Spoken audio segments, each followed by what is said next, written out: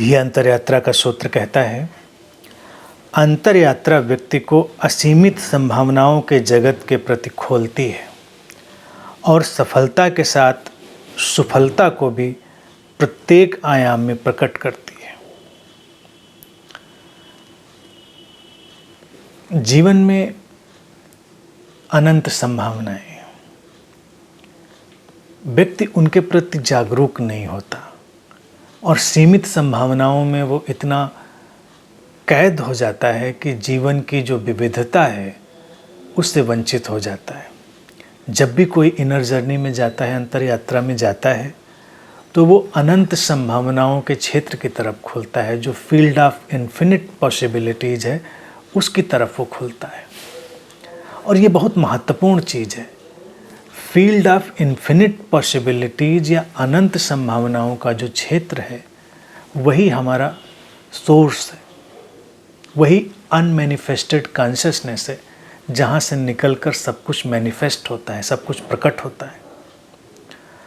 अब अगर हम अपने सोर्स से, अपने केंद्र से, स्रोत से जुड़ते हैं, हम उस अव्यक्त चेतना से, उस अनमैनिफेस्टेड कॉन्शियसनेस से जुड़ते हैं, तो हम जीवन की सारी संभावनाओं के प्रति खुल जाते हैं। जीवन कोई एक संभावना का नाम नहीं है, जीवन तो अनगिनत अनंत संभावनाओं का नाम है। तो जैसे ही कोई अपने अंतरतम में उतरता है, अंतर यात्रा में गया, तो वो उस फील्ड ऑफ इन्फिनिट पॉसिबिलिटी की तरफ खुल जाएगा जहाँ से चमत्कार संभव है। जीवन में यूँ तो प्रतिक्षण चमत्कार है, व्यक्ति उसको देख नहीं पाता, और जब देख नहीं पाता तो वो एक अजीब सी कश्मकश से घिरता है, अजीब से बंधन को अनुभव करता है। बंधन इसलिए उसको लगता है क्योंकि उसको लगता है कि जीवन की संभावनाएं बड़ी सीमित हैं, जबकि वास्तविकता ये है कि जीवन की संभावनाएं असीमित हैं। अंतर यात्रा या ध्यान की प्रक्रियाओं से जब हम अपने अंतरतम में उतरते हैं तो उसी अनंत संभावना के क्षेत्र की तरफ हमारा खुलना संभव हो जाता है, यानी अनमैनिफेस्टेड कॉन्शियसनेस की तरफ, उस सोर्स की तरफ। और सूत्र कहता है कि ऐसा जब घटता है तो जीवन के प्रत्येक आयाम में सफलता भी लाता है और सुफलता भी लाता है। सफलता एक बात है और सुफलता यानी कि उसके फल जो हों वो भी शुभ हों। सफलता ही जरूरी नहीं जीवन में होती है, सुफलता भी जरूरी होती है।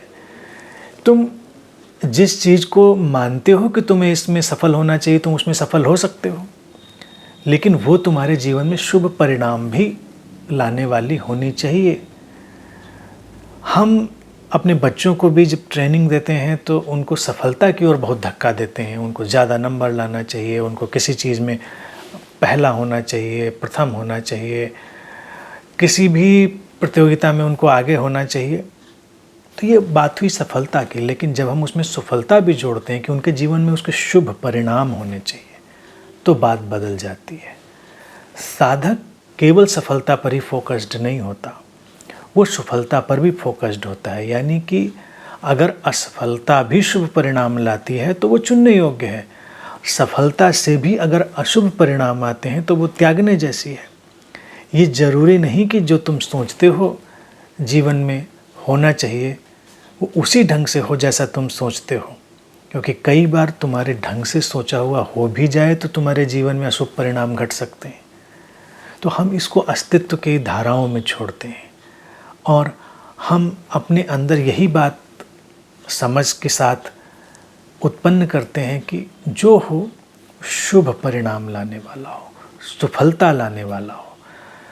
जब तक कोई सफलता लाने वाली घटना नहीं है उसे सफलता नहीं कह सकते।